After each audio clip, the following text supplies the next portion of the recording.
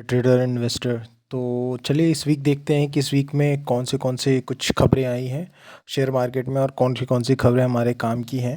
तो चलिए स्टार्ट करते हैं, शुरू करते हैं। शुरुआत में सबसे पहली खबर आ रही है यहाँ पे ल्यूमैक्स ऑटो टेक्नोलॉजी एक्विजिशन के मामले में। जी हाँ, ल्यूमैक्स ऑटो टेक्नोलॉजी ने शनिवार को कहा है कि ग्रीन फ्यूल एनर्जी सॉल्यूशंस में एक बहुत बड़ी हिस्सेदारी उसने खरीदी है। हाँ, हालांकि अभी ये डिटेल सामने नहीं आई है कि उसने कितने परसेंट की हिस्सेदारी ली है, नहीं ली है। बट हाँ, इससे ये हो चुका है कि अब जो ऑटो सेक्टर के अंदर जो भी पार्ट्स वगैरह हैं उसमें अब ये कंपनी का और ज़्यादा, क्योंकि ऑलरेडी इसके जो customer company basically green hydrogen के रूप में काम कर रही है।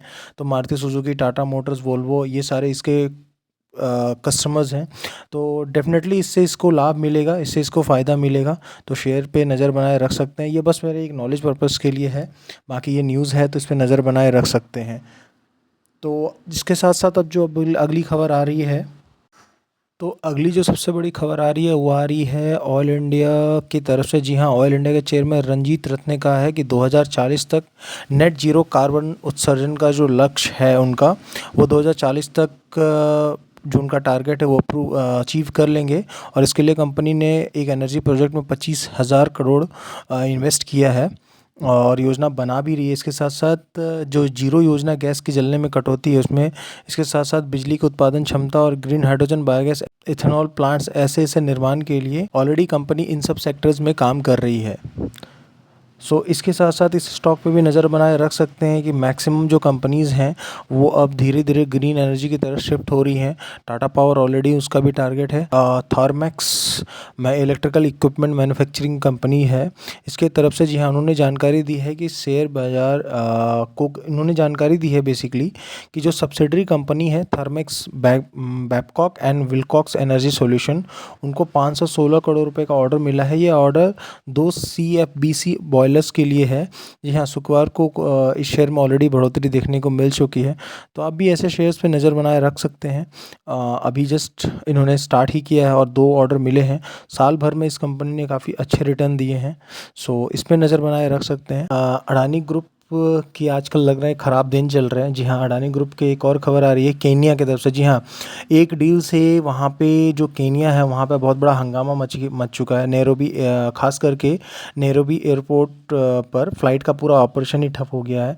तो एक्चुअली डील क्या है वो मैं आपको बताता हूँ। जी हाँ, एक्चुअली अडानी ग्रुप और जो केन्या गवर्नमेंट है उनके बीच में एक डील हुई है जिसके तहत जो नैरोबी का हवाई अड्डा है उसका पूरा का पूरा नवीनीकरण, मतलब एक न्यू डेवलपमेंट, न्यू प्रोजेक्ट के तहत उसको चेंजेस करने थे, उसको पूरा डेवलप करना था। इसके तहत अडानी ग्रुप के साथ एक एग्रीमेंट साइन हुआ है जिसमें कि अडानी ग्रुप जो है वो 30 साल तक उस एयरपोर्ट का पूरा संचालन, पूरा सब कुछ करेगा। जिसके विरोध में वहाँ के जो यूनियन है, वहाँ के वर्कर्स यूनियन ने हड़ताल कर दिया है और उनका कहना है कि बहुत सारे लोगों की नौकरियां जाएंगी। और इससे जस्ट कुछ टाइम पहले सेम अडानी की ओर से 2 और खबरें भी थी, जिसमें एक खबर अडानी पावर के लिए थी। बेसिकली क्या था कि जो बांग्लादेश की गवर्नमेंट, आपको पता है कि बांग्लादेश में अभी क्या हाल चल रहे हैं। तो अडानी का जो बिजली है जो कि झारखंड के गोड्डा में है, वहाँ से बांग्लादेश जो बिजली सप्लाई होती है, तो बांग्लादेश गवर्नमेंट ने अभी पैसे देने से इनकार कर दिया। तो बेसिकली वहाँ पे लगभग ऑलमोस्ट बहुत सारा पैसा अडानी का फंस चुका है। सेम उसके साथ साथ अभी कुछ दिन पहले हिंडनबर्ग ने एक और शीट जारी किया था जिसमें उनका कहना था कि स्विस बैंक ने 2,600 करोड़ रुपए तक का अडानी का सीज़ कर दिया है। अडानी ग्रुप के लिए अभी continue back to back problems आती जा रही हैं।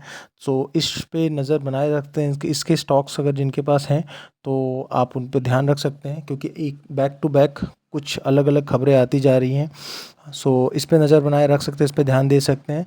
जो अभी सबसे बड़ी खबर आ रही है वो आ रही है बाज़ार से तो नहीं है, बट इंडिया की तरफ से। जी हाँ, दिल्ली के जो CM हैं अरविंद केजरीवाल, उनको जमानत मिल चुकी है और जमानत से निकलते ही उन्होंने 2 दिन के बाद दिल्ली के मुख्यमंत्री पद से इस्तीफ़ा देने का ऐलान कर दिया। जी हाँ, उनका कहना है कि जब तक दिल्ली की जनता मुझे नहीं मानेगी तब तक मैं इसको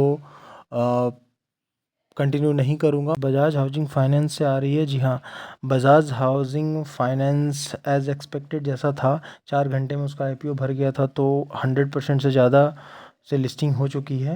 एंड अब जो है मोस्टली चांसेस हैं कि उसकी प्रॉफिट बुकिंग भी आ सकती है, तो उस पर नज़र बनाए रख सकते हैं। हाँ, सो उस पे नज़र बनाए रख सकते हो। जिनको मिल चुका है उनको कांग्रेट्स। आज के लिए बस इतना ही। अब नेक्स्ट खबर की तरफ देखते हैं। जब भी नई खबर आएगी तो उस हिसाब से मैं आपको अपडेट करता रहूँगा।